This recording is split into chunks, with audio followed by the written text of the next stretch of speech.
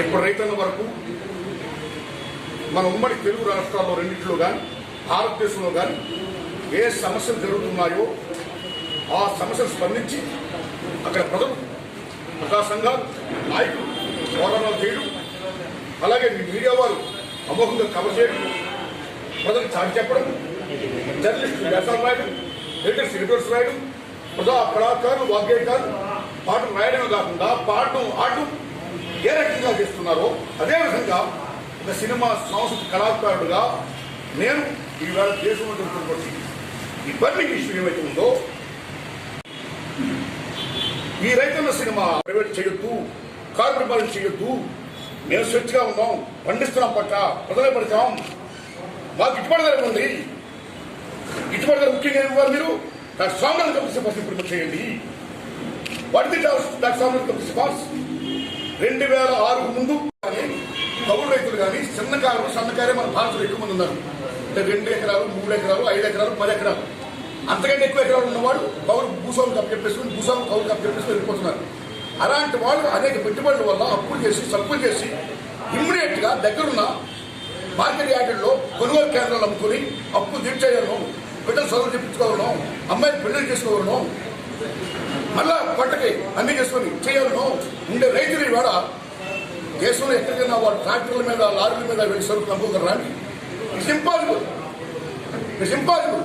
కాబట్టి ఈ market yard ఏమైతే ఉన్నాయో, ఈ కొనుగోలు కేంద్రాలు ఏమైతే ఉన్నాయో, ఈ మండీలు ఏమైతే ఉన్నాయో అవి ఉండాలి.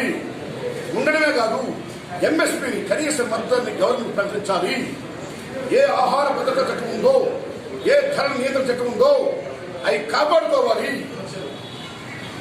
ఇలా చేయకపోతే 2006లోనే బీహార్లో మీరు నమ్మండి, గవర్నమెంట్ కనీస మద్దతు ప్రకటించకుండా మార్కెట్కి అప్పచెప్పిస్తే స్వేచ్ఛ మార్గం పేరు చెప్పి అక్కడ మీరు నమ్మని తమ్ముళ్ళారా, రైతులు చెప్పిన రేటుకి ఎవరో ఒకరు ఆ వ్యాపారస్తులు చెప్పిన రేటుగా రైతులు అమ్ముకోవాల్సి వచ్చింది. అంటే వ్యాపారస్తులు ఇష్టానికి అయిపోయింది బీహార్లో 2006లో. అప్పుడు ఏమైపోయింది ఇవాళ బీహార్లో? అక్కడ రైతులు లేరు. బీహార్లో ఇవాళ రైతులు లేరు బికాస్ ఆఫ్ దిస్ ఒకే స్వేచ్ఛ మార్గం చేయడం వల్ల మొత్తం రైతు కూలీలో ఉన్నారు. ఇవాళ బీహార్ ఒక కార్మిక కార్ఖానా అయిపోయింది. అలా బీహార్ లాగా ఈ చట్టాలు మీరు పుచ్చుకొచ్చి ఒకే దేశం, ఒకే మార్కెట్, ఒకే ధర, స్వేచ్ఛ వాణిజ్యం అని పేరు చెప్తే మీరు ఏ ఆహార భద్రతా చట్టాన్ని వాల్యూ ఇవ్వకుండా, కనీస మద్దతు ధర ప్రకటించకుండా, రైతులు కొన్న సరుకుని ఒక సీసీఐలో మొత్తం ఎన్ని కొనకుండా, మార్కెట్ యార్డ్ కొనకుండా కేంద్ర ప్రభుత్వం రాష్ట్రం కొనకపోతే రైతులు ఏమైపోతారు? దేశంలో ఉన్న అన్ని రాష్ట్రాలు కూడా బీహార్ లాగా రైతు కూలీలు అయిపోవాలా? కాదు, నేను రైతుగా ఉండాలి, మాకు గిట్టుబడి కావాలి, చట్టాలు వచ్చేయండి అని మహోన్నతులు పోరాటం చేస్తున్నారు రైతులు. ఆ సినిమాయే నా ఈ రైతన్న సినిమా. ముఖ్యంగా ఈ సినిమాలో సార్ రైతు, కౌలు రైతు ఎలాగా వాడు శ్రమ పడుతున్నారు, ఎలా కష్టపడుతున్నారు. ఇవాళ భారతదేశంలో సామాజికంగా వెనుకబడి వరకు ఎవరు రైతే. ఇవాళ భారతదేశంలో ఏ రైతు కుటుంబంలో స్త్రీలు కూడా పెళ్ళవడం చాలా కష్టమైపోతుంది. బికాజ్ గ్యారంటీ లేదు, గిట్టుబడి గ్యారంటీ లేదు. అతివృష్టి, అనావృష్టి, సమస్తం ప్రకృతి వైపరీత్యాలు ఎన్నింటితో ఆరుగాలం కష్టపడుతున్న సరే రైతుకి ఇవాళ ఒక గ్యారంటీ లేకుండా పోయింది. ఆ గ్యారంటీ ఇంప్లిమెంట్ చేయాలి. అలా రైతు కుటుంబం కానీ కౌలు రైతు కానీ బాగుండాలంటే రైతే రాజుగా ఉండాలంటే రైతు పండించిన పంటని గవర్నమెంట్, కేంద్ర ప్రభుత్వం రేటు నిర్ణయించి కొనాలి అని విజ్ఞప్తి చేస్తే నా ఈ చిత్రం అండి మిత్రులారా. అందుకని మీకు తెలుసు, మనందరూ రైతు బిడ్డలమే. పాతకాలం రోజుల్లో ఏ ఆఫీసులు వచ్చినా, కలెక్టర్ గారు వచ్చినా, ఎవరు వచ్చినా సరే ముందు ఆ ఊళ్ళో ఉన్న రైతుల దగ్గరికి వెళ్ళేవారు, రైతు దండం పెట్టేవారు. ఎందుకంటే రైతు ఇరుసు ఆ ఇరుసును దృష్టిలో పెట్టుకుని మొత్తం అందరూ కూడా రైతులు ఆధారపడి మొత్తం అందరూ హ్యాపీగా బతుకున్నారు. అలాంటి రైతు ఈవేళ కలెక్టర్ ఆఫీస్ కాదు, తహసీల్దార్ ఆఫీస్కి వెళ్ళినా సరే బయట నిలబడాల్సిన దుస్థితి వచ్చింది ఇవాళ. కాబట్టి రైతులు రాజుగా ఉన్నారు, రైతు బాగుండాలంటే చట్టాలు ఇంప్లిమెంట్ రద్దు చేసేసి అయ్యా నరేంద్ర మోడీ గారు గత సంవత్సరం నుంచి 2 ఏళ్ల నుంచి కూడా భారతదేశంలో, ఒక భారతదేశంలోనే కాదు ప్రపంచంలోనే ఈ కరోనా మహమ్మారి వల్ల ప్రతి ఒక్కరూ కూడా భయపడిపోయి, భయకంపితమైపోయి, మాస్కులు ధరించి శానిటైజర్ రాసుకుని ఇళ్లకే పరిమితమైపోయిన దశలో 6 కాలం కష్టపడి ఏ శానిటైజర్ రాసుకోకుండా, ఏ మాస్క్ ధరించకుండా 3 కోట్ల మంది నుంచి మనకు అన్నం పెడుతున్న అన్నదాత రైతు. అలాంటి రైతులు రుణం తీర్చుకోవాలని నరేంద్ర మోడీ గారు.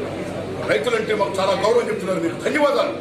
సేమ్ టైం రైతులు కూడా మాట్లాడారు, అయ్యా నరేంద్ర మోడీ గారు మీరు కేవలం భారతదేశంలో అందరికీ కాదు ప్రైమ్ మినిస్టర్ ఆఫ్ ఇండియా, మా రైతులు కూడా మీరే ప్రైమ్ మినిస్టర్ ఆఫ్ ఇండియా. మీకు ఏ మాత్రం రైతుల మీద గుర్తింపు గౌరవం ఉన్నా సరే ఇమ్మీడియట్ గా దయించి చట్టాలను రద్దు చేయండి. దాని ఫార్మల్ ఫస్ట్ ఇంప్లిమెంట్ చేయండి. బిల్ వాపసి, ఘర్ వాపసి, అంతవరకు మా పోరాటం ఆగదని బహుమతి పోరాటం చేస్తున్నారు. గత 8 నెలలుగా ఇప్పటికే 500 మంది పైగా చనిపోయారు. ఇంకా చావులు ఉండకూడదు. ఇప్పటికైనా గవర్నమెంట్ ముందుకొచ్చి రైతుల డిమాండ్స్ యాక్సెప్ట్ చేసి ఆ రైతుల రుణం తీర్చుకోవాల్సిందిగా నా రైతన్న సినిమాలో చెప్పానండి. ఇదే నా రైతన్న సినిమా. ఈ ఆగస్టు 15 రిలీజ్ చేస్తున్నాను సార్. సినిమా సెన్సార్ అయిపోయిందండి. దయచేసి ఓ ప్రేక్షక దేవుళ్ళారా, ఓ రైతులారా, ఓ రైతు బిడ్డలారా, సేమ్ టైం సమాజంలో అన్ని వర్గాల వారు కూడా రైతు ఏళ్ళ మనందరం భక్తితో ఉంటాం కాబట్టి ఆయన పెట్టే అన్నం మనం తింటున్నాం కాబట్టి నేను రైతుని ఏం సినిమా తీశాను సార్ చూడండి. దయచేసి బాగుంటే మెచ్చుకోండి, 10 మంది చూడమని చెప్పండి. నాకు బాగా తీయలేదంటే వదిలేసేయండి అంతే. కానీ చూసిన ప్రజలందరూ నాలుగు సినిమా బాగా తీసేయడానికి చెప్తున్నారు. ఆదర్శంలోనే మన మధు గారు, రామపూర్ గారికి ఎప్పుడు నాలుగు సినిమాని చూసినయ్యా, ఉద్దేశాపనేశ్వర గారు రైతు సంఘ నాయకులు గారు, కోదండరెడ్డి గారు రైతు సంఘ నాయకులు గారు, అనేక మంది పెద్దలు నా సినిమాని చూసి మెచ్చుకొని ఈ సినిమా ఆడాలి, జనంలోకి వెళ్ళాలి అన్న ఉద్దేశంతో నాకు విజయవాడలో అభినందన సార్ చెప్పారని పెట్టారండి. ఆ దశలో ఇక్కడ రామగోపాల్ గారికి చెప్పడం, మధు గారు మన చంద్రశేఖర్ రెడ్డి గారితో మాట్లాడడం, సో ఈవేళ మీ మీడియా మిత్రులందరూ నేను విజ్ఞప్తి చేసి తీసుకురావడం, దీనికి ఏర్పాటు చేసిన రామగోపాల్ గారికి, మన మిత్రులు తమ్ముడు చంద్ర గారికి, వచ్చిన పెద్దలందరూ కూడా ఇంత బాగా వచ్చారు. నాకు చాలా ఆనందం ఉంది ఇవాళ. బికాస్ వాళ్ళందరూ వచ్చింది రైతు మీద భక్తితో, వీళ్ళందరూ వచ్చింది రైతు మీద గౌరవంతో, వీళ్ళందరూ వచ్చింది రైతు పెడుతున్న అన్నం మనం తింటున్నాం, ఆ మహానుభావుడు మనం తెచ్చుకోవాలి, అది కేంద్ర ప్రభుత్వం చెప్పాలి, అలా చెప్పించుతున్న రైతు అన్నాం, దాన్ని మనం ఆదరించాలి అని చెప్పడానికి వచ్చిన ఈ మహామహులందరూ కూడా, ఈ పెద్దలందరూ కూడా, ముఖ్యంగా మీ మీడియా మిత్రులందరూ కూడా మేము హృదయపూర్వక దండం పెడుతున్నాం. సినిమా సెన్సార్ అయిందండి. ఆగస్టు 15 రిలీజ్ చేస్తున్నాను. చూడండి, ఆదరించండి. నేను ఇంకేలా సినిమా తీయడానికి నాకు శక్తినివ్వండి. వందనాలు సార్. ఎప్పుడు తెలవాలా, లైసెన్సింగ్ విధానం పైన ఎప్పటి నుంచి తెలవాలా,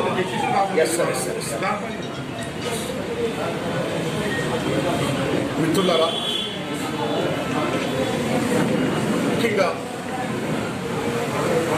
ఈవేళ ఆంధ్రప్రదేశ్, తెలంగాణలో 2 రాష్ట్రాల్లో కూడా సినిమాలు రిలీజ్ చేస్తే 2 రాష్ట్రాలు రిలీజ్ చేయాలి.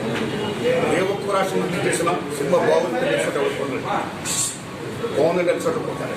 కాబట్టి 2 రాష్ట్రాలు తెలుగు వారు ప్రపంచపరంగా ఎక్కడున్నారో అన్ని చోట్ల కూడా ఒకేసారి రిలీజ్ చేస్తారు.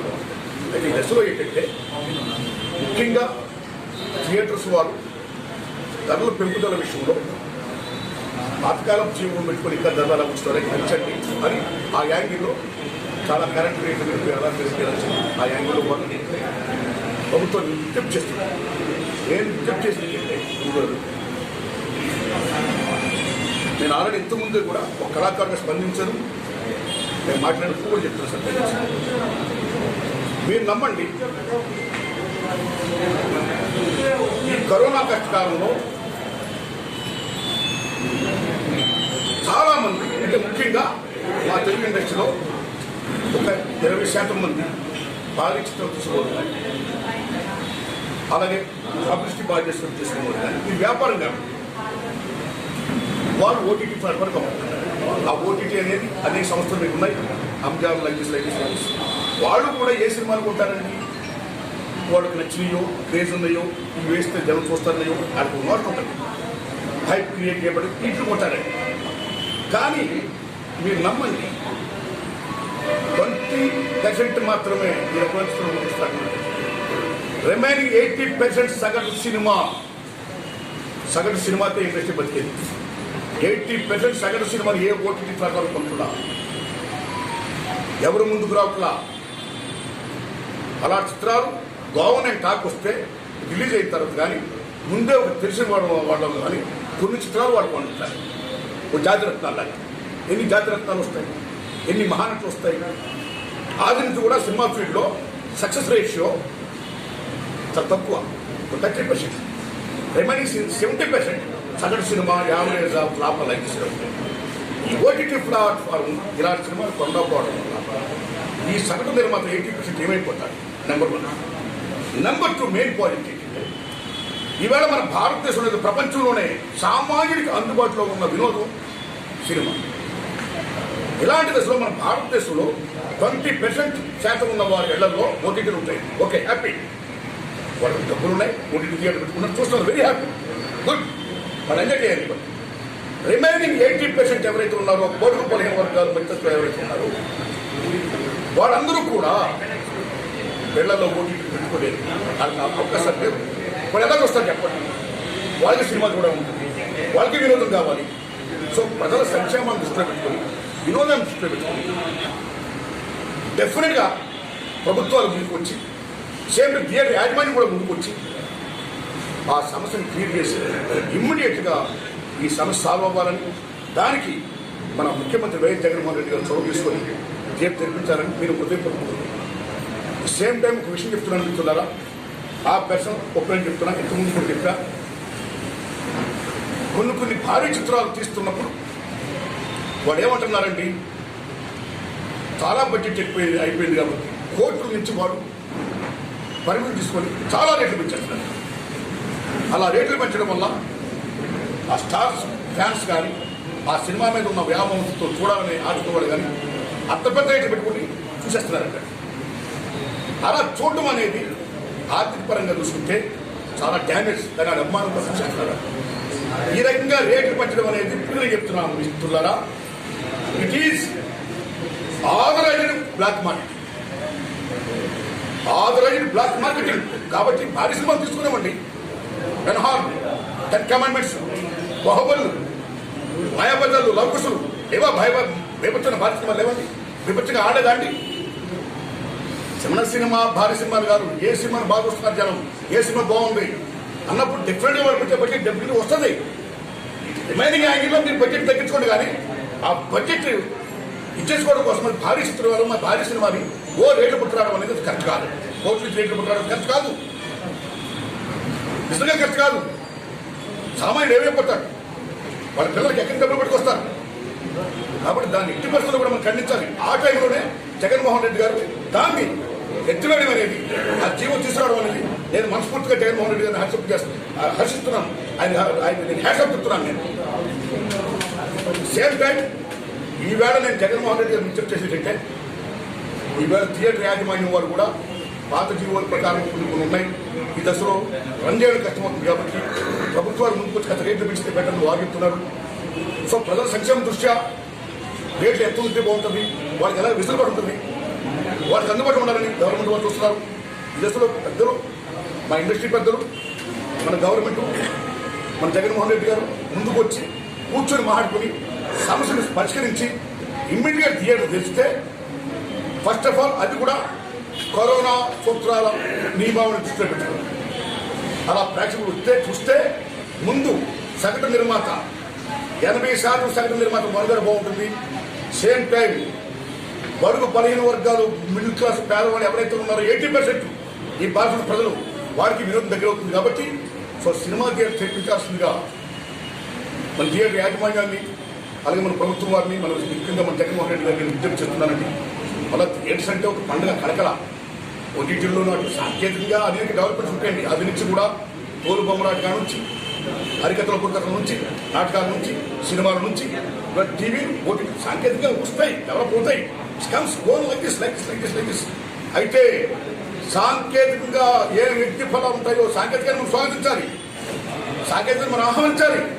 అయితే దానివల్ల వచ్చే ఎత్తి ఫలాలు ఏవైతే ఉన్నాయో, ఎత్తి ఫలాలు సమాజంలో ఉన్న అట్టడుగు వర్గానికి చెందినాడే దాని సార్థకత అని ప్రొఫెసర్ అమర్ సేన్ అంటారు. సో దాని ప్రకారం 80% of the people pillars of India, ఈ బడుగు బలహీన వర్గాలు కానీ, ఈ మధ్యతరగతి వర్గాలు కానీ ఇవాళ సినిమా చూడలేకపోతున్నారు, వినోదం పొందలేకపోతున్నారు. బికాస్ ఆ ఓటీటీ కొనుక్కోలే. కాబట్టి వాళ్ళు కూడా చూడాలంటే థియేటర్లు కావాలి. థియేటర్లు లేకపోతే స్టార్డమ్ ఉంటుందా, సినిమా ఆనందం ఉంటుందా, పండుగ ఉంటుంది. ఎప్పుడు థియేటరే. సేవ్ సినిమా, సేవ్ థియేటర్ నేను హృదయపూర్వకంగా కోరుకుంటూ, ఆ దశలో ఇమ్మీడియట్గా మన ముఖ్యమంత్రి జగన్మోహన్ రెడ్డి గారితో, మన పెద్దలు ఫిల్మ్ ఛాంబర్ పెద్ద ఇండస్ట్రీ పెద్దలు కూడా సమావేశమై సమస్యను క్లియర్ చేసి ప్రేక్షకులకి, సగటు నిర్మాతకి మేలు చేయాలని నేను విజ్ఞప్తి చేస్తున్నాను.